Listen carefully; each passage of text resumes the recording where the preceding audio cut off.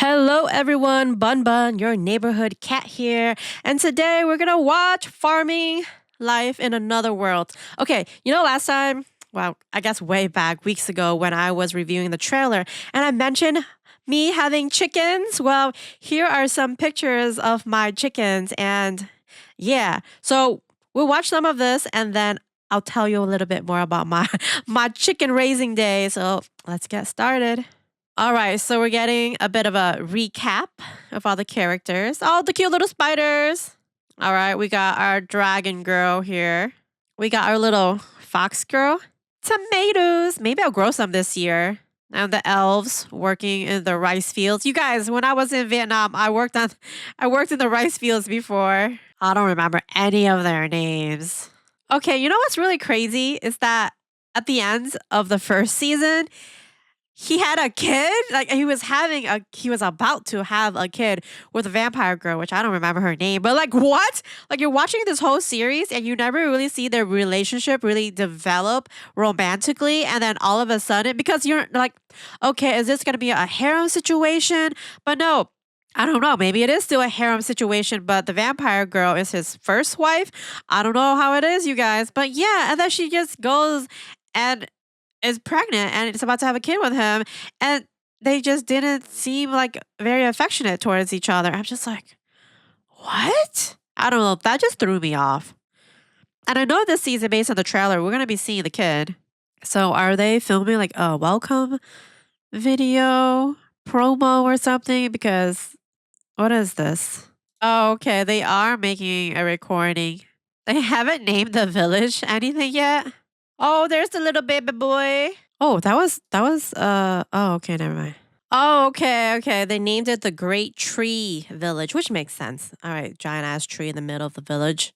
Like, what's the sex ratio of this place? It looks like it's mostly dominated by females. Besides like the dwarf dudes. So is this season where they might develop into a city? His council only has all females. Nothing wrong with that, but like, why don't we gonna get some like male characters? I know there was the father of the dragon girl, and then besides the dwarves, I can't recall any other male characters in this series. Oh, the lizard peeps. Okay, yeah, totally didn't remember them. Okay, what is with the animation? Why is it all chibis? Where'd the budget go? Okay, that wrap looks really good, like with egg, and it's that chicken with eggplant and tomatoes. Yum. Actually, it looks like a pita. Was the first season like this? I don't recall there being so many back and forth between the, normal animation and then reverting to chibis. Was there, you guys? Oh, you can eat apples and the limited pet. That was really cute how she said that. She makes a good point. If you expand too much and you don't have the resources to secure it, there could be potential rebellion. That's an interesting sight with the like kind of twisted tree. I think that's even more interesting than that grand tree that they have, or that giant tree, whatever it is called. The trees are smaller, but in terms of like design and shade, I think it's prettier. Yeah, it's like our boy has the power to create any tool he needs. So he could make like a chainsaw or some sort of saw for them to cut down the trees. I can't remember how they got their resources to build the house and stuff in the first episode. But I think, yeah, because he's so freaking strong with his tools. It was just a basic axe, but like a magical axe. So like, yeah. Okay, like, is there? All right. I don't know what it is, you guys. Is it like a budget cut? Because all these little scenes of the chibis, they're cute and all, but it's just in terms of animation quality, what is this? I guess if they make the bridge too big, the monsters could cross, but that's like really small and not that secure. What about just big enough where it's safe with like some sort of rail? That's a really good irrigation system that they have right there. There's our little babe. So cute. Okay, you guys, I don't know what it is, but like this dub, our main character, he kind of sounds, that's just like his tone and the pacing. He kind of sounds like Raphael from Love and Deep Space. Am I crazy? I don't know. Maybe is that a reach? Is that a reach? Guys, I actually helped build a house before. It was for a volunteer day through work, and we had helped the Habitats for Humanity build a house. And I think at that point, I was helping with the foundation and kind of just digging, um, I guess, dirt out of that. So I was like, huh. I guess at this point, is there even insulation for these homes? She just tossed the board like it's nothing. These elves are strong. These lizard guys are like, okay, okay, watch it, watch it. That's crazy. Building a whole nother town or I guess village when you don't even know how many people are coming. Interesting. So are these going to be like refugees that are coming to them, or people are just relocating now because they know that this village has a lot of resources? Oh, there's our dragon king.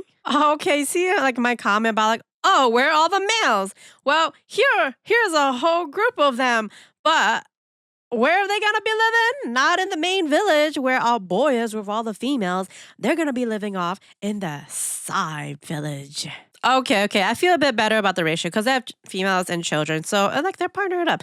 But it's like, oh, why were these minotaurs expelled from their village? Was it a village of minotaurs or was it like a village of mixed race where they were expelled? But like still why? What? We're just gonna brush that by? Why were they expelled? Hello? Some story, some depth here. All of a sudden you have like these 72 minotaur families coming into this village. I understand they're like some sort of refugee, but why? We're just randomly taking people in. Okay.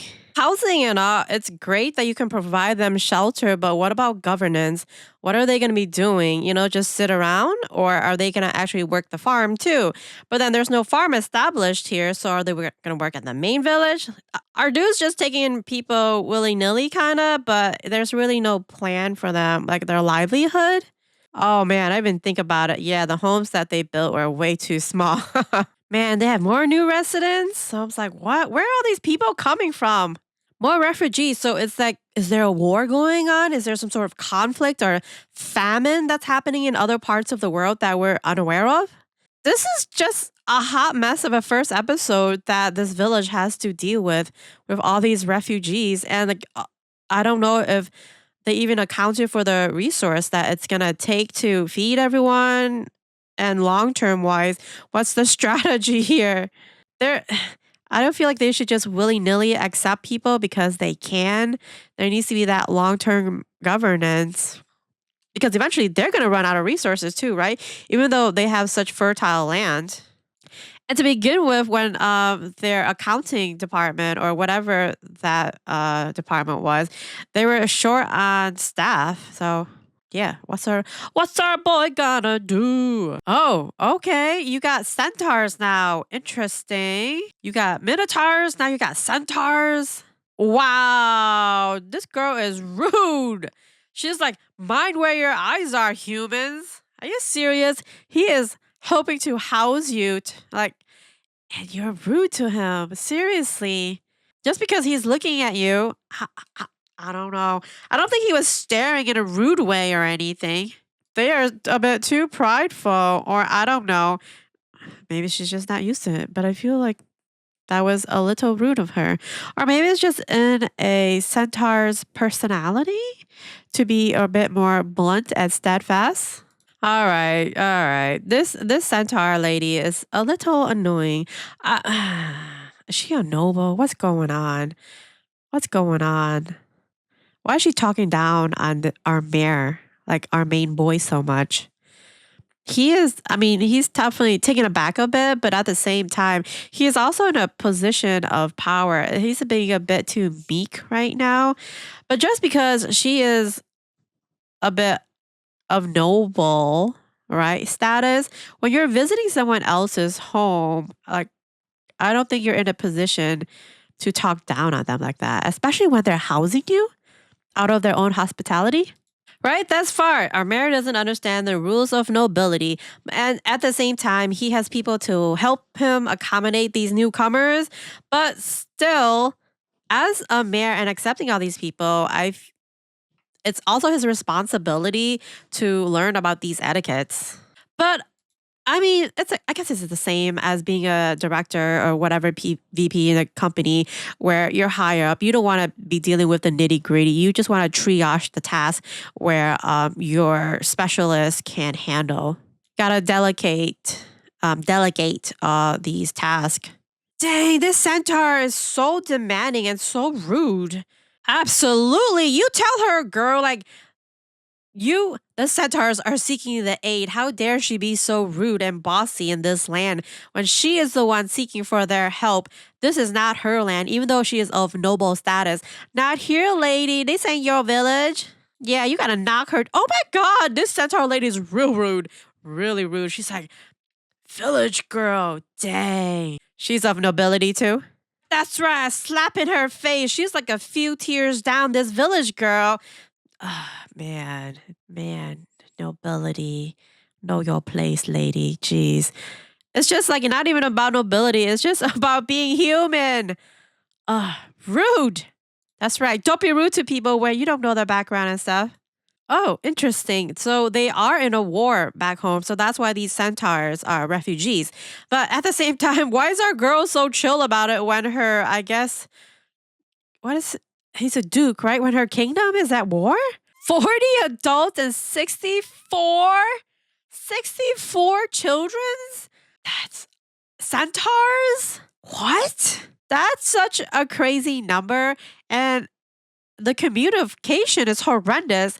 How are you having these different types of species coming in and building shelters for for them and you don't know what type of species they are because everyone obviously the trouble with this episode is that the homes that he's building for is for like a normal human whereas you got the giants minotaurs and now you got these centaurs where they need like a stable. Wow, how disorganized. 104 of these refugees, man. Exactly. He's like, we've got minotaurs and centaurs. What kind of towers should we expect? I was like, I don't know. Are they going to get some humans anytime soon? Oh my gosh, another group of young women? Come on now. We need some man. We need some like wait, what are they? Are they like some wood fairies? I can't tell what they are. Do they have legs? Are are those hooves? What am I looking at? Oh, oh, okay. It was just the way they were drawn. Okay, they do have normal feet, looking like. Yeah, what is that stump? Are they wood fairies?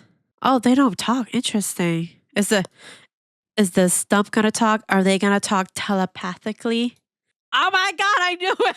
The stump is talking for them, you guys. What? Is that their deity? Wait, but the mouth isn't moving. It's just like a weirdly drawn face. What is going on? Oh, okay. They're so pretty. They're wood spirits. That would be really good for the village to help with the farming with their magical powers. What?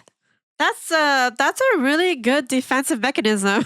Camouflage where they can turn into plants and then just kind of like yeah, camouflage into the environment and hide. Deforestation. I guess that's why they need to rehome. See, that's all right. That's fair. At least they can live in the house, right? Or I don't know. They're wood spirits or, do they even need housing? Are they photosynthesizing?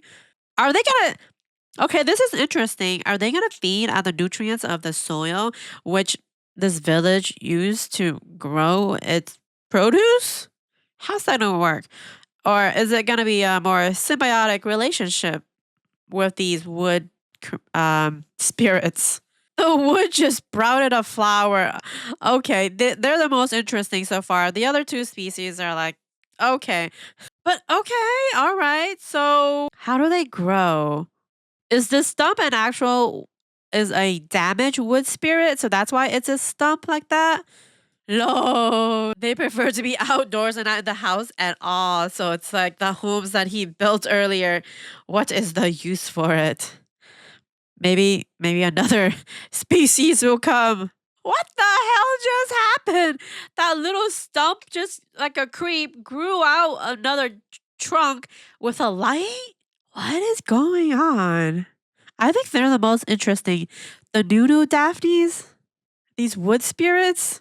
That was a decent start. Nothing exciting really happens, and a bit of an unanswered questions. It's like, why did the Minotaurs get kicked out? So I guess in the outside of their village, there's a war going on, but we don't really focus on that at all. And if there's a war going on, because they're technically living in this like demon forest, so they're not being invaded, so there's security there.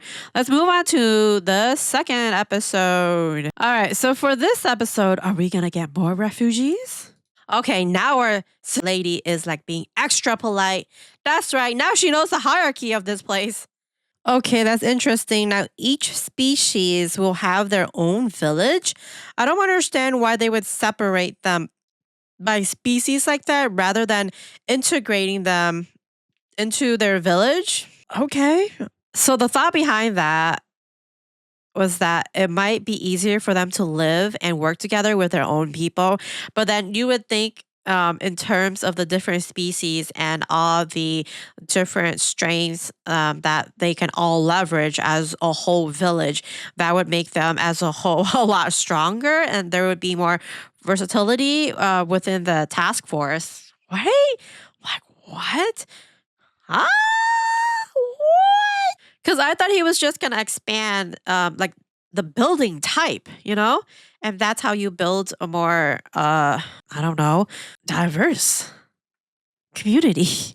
This is kind of just like segregating everyone. What's the point of having all these different species come together? I mean, not that they're coming together because they want to, they're just refugees.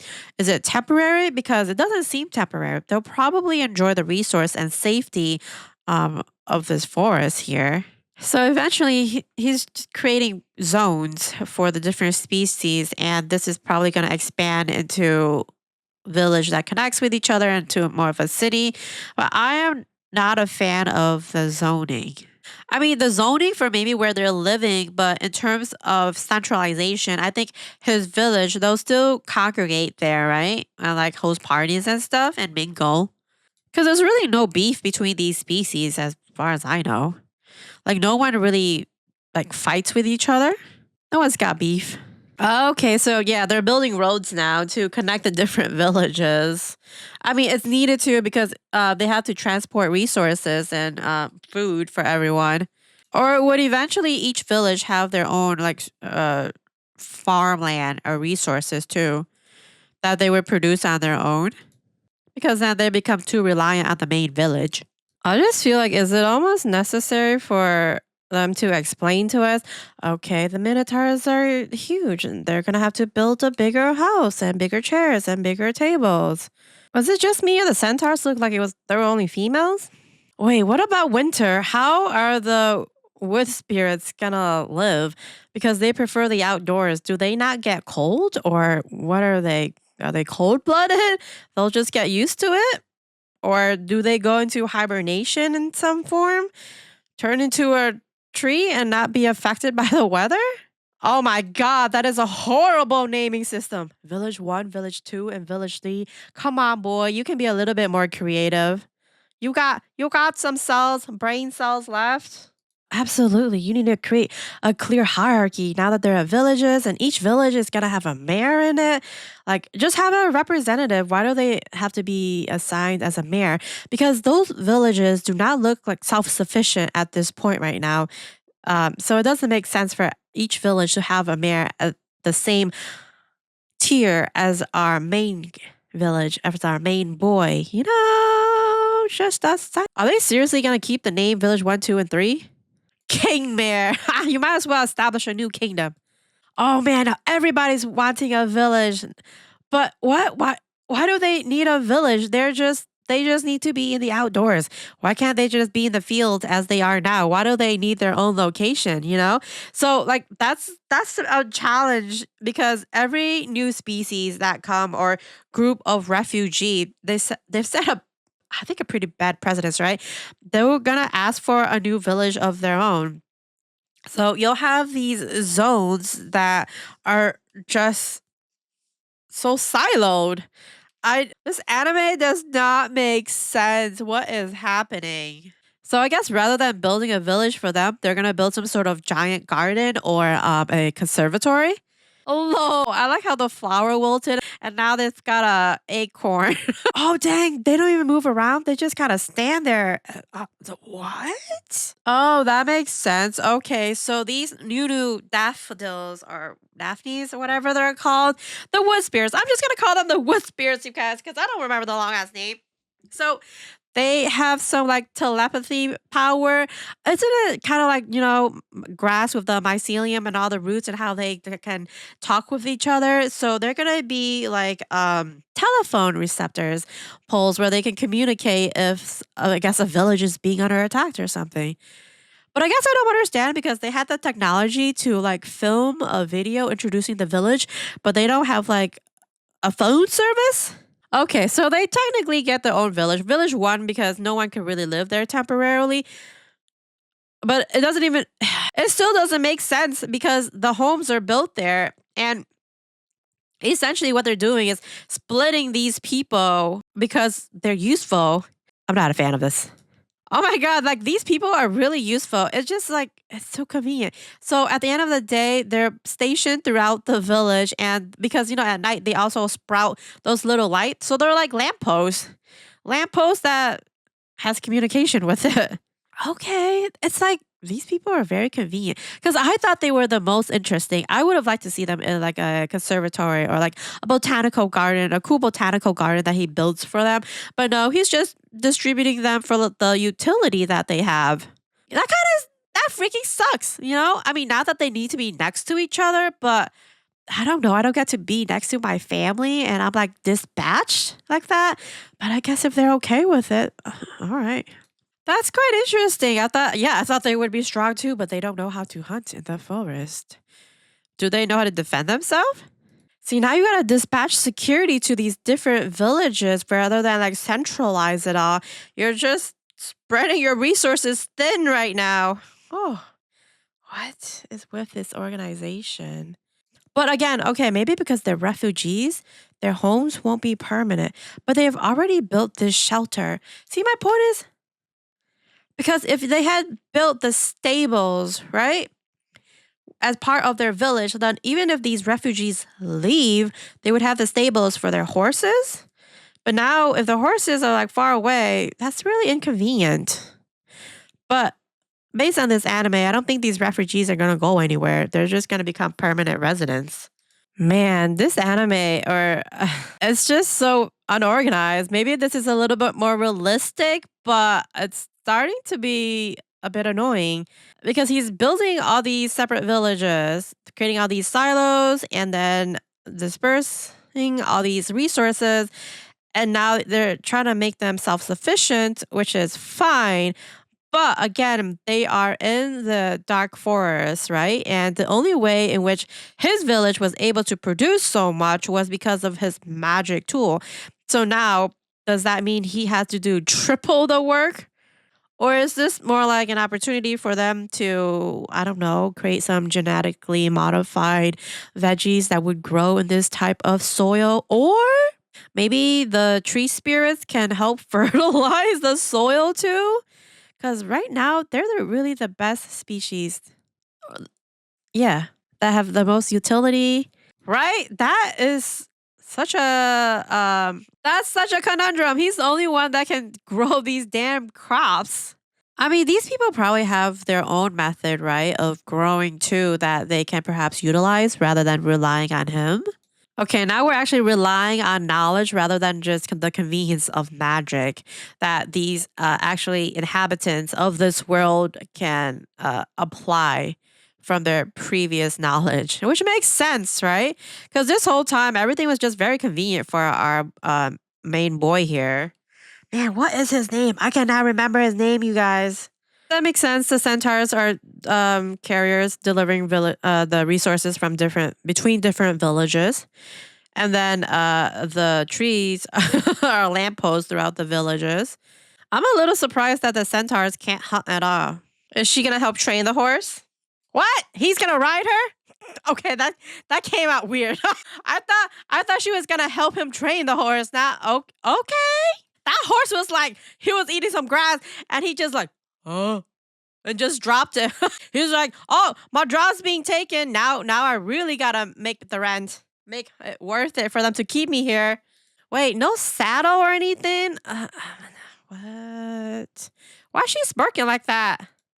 She gonna go really fast? Oh, she's making this horse jealous. Oh, I mean, I guess that's one way to do it.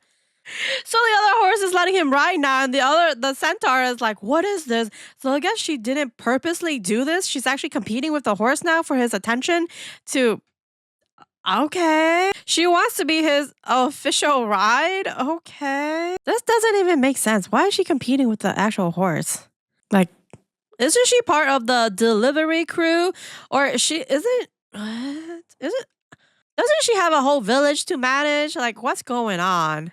This just makes less and less sense. He makes a great point because becoming reliant on the almighty tool, right, to create their produce and stuff, that's not going to be very strategic long term wise. Because what if our boy dies? He's going to grow old because he's still a human, right?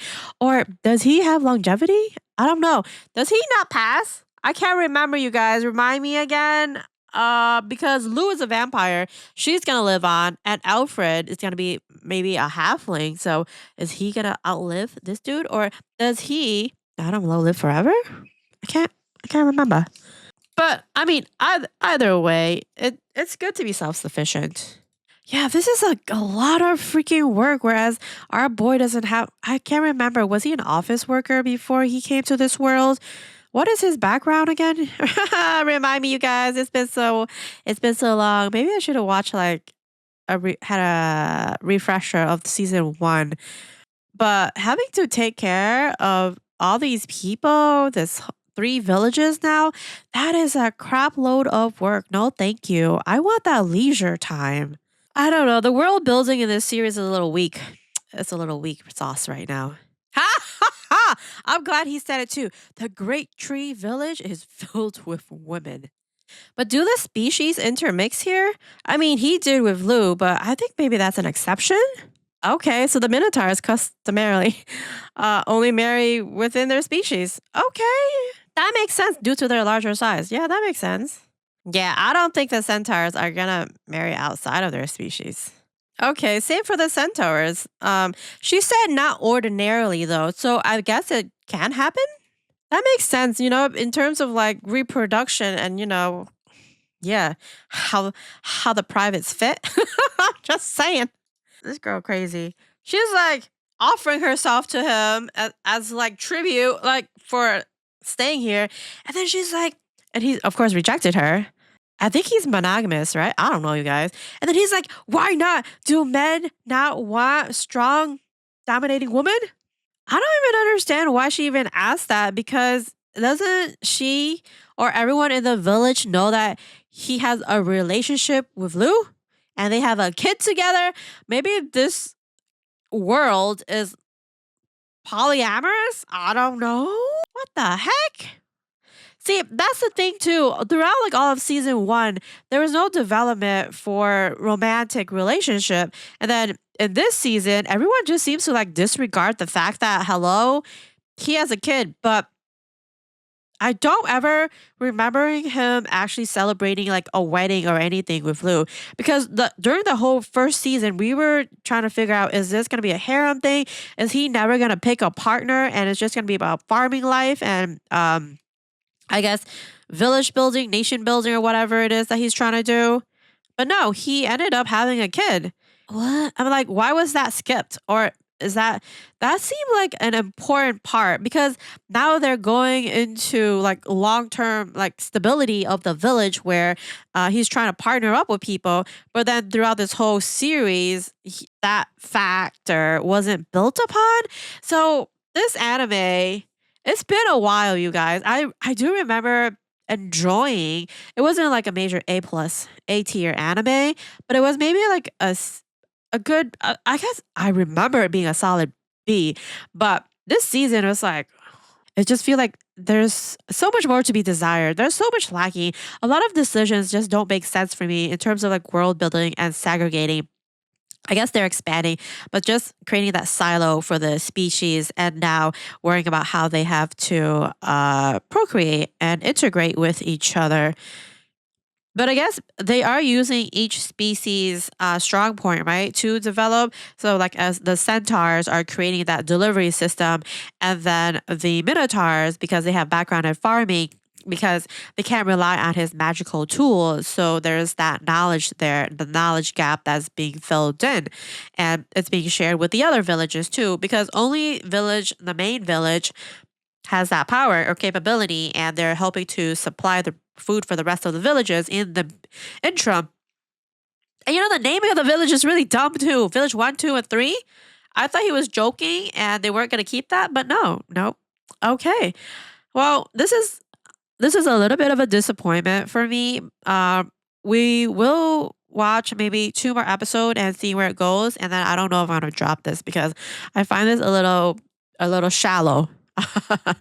For a more like world building. I don't know how light this is supposed to be, but at this point, there's just too much to watch, and there's just better things to watch. So, oh, anyways, let's talk about my chickens now, you guys. So it was during the summer, and I was telling my sibling that I was like, "Oh, okay, maybe I'll consider raising some chickens just to try it out." I was thinking on it, but I wasn't gonna execute on it, you guys, right?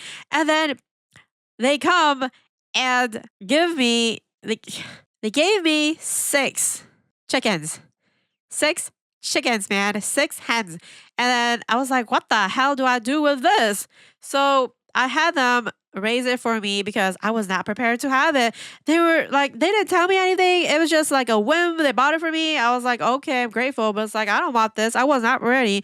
So then I had to build like a hen for them, right, to house them and all of that. So or like I don't like some sort of barrier for them. So I ended up. So there's the thing called the Mind Nothing group on Facebook, right, where people just give away things for free. That's within your zip code neighborhood. So someone was giving away a baby's crib, and I'm like, I don't want to be buying no coop. So I ended up taking a crib and converting it into a chicken's coop. And then I used my dog's like pen to close the chicken in the chicken coop. And yeah, so, but it turns out also that the one of the chicks out to be a rooster. And where I live, I'm not allowed to have roosters. So I did keep the rooster for a year because I didn't know, and then I didn't want to kill it or anything, so I had to rehome that. So it took me time to find someone that would rehome a rooster too, and eventually I did. But after that, because the roosters are the protector of the flock, so when my roosters left, and then winter passed and spring came, because I live near the woods and all of that junk, right? But all my hens one by one got picked off. Okay, one because I didn't have a lot of shelter for them. It was more like an open space, and I just didn't think about it for some reason. But they did have like their coop, their chicken coop.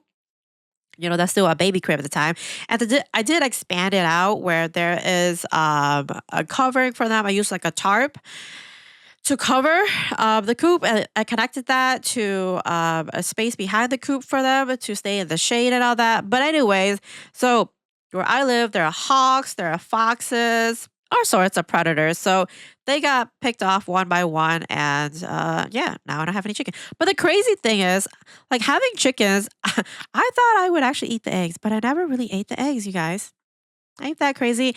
I did not enjoy it because I did have one of those automatic doors. I mean, guys, I didn't even have a legit coop, okay? So I had to go out every morning, feed them, open the door, let them out of the coop, and then let them back into the coop.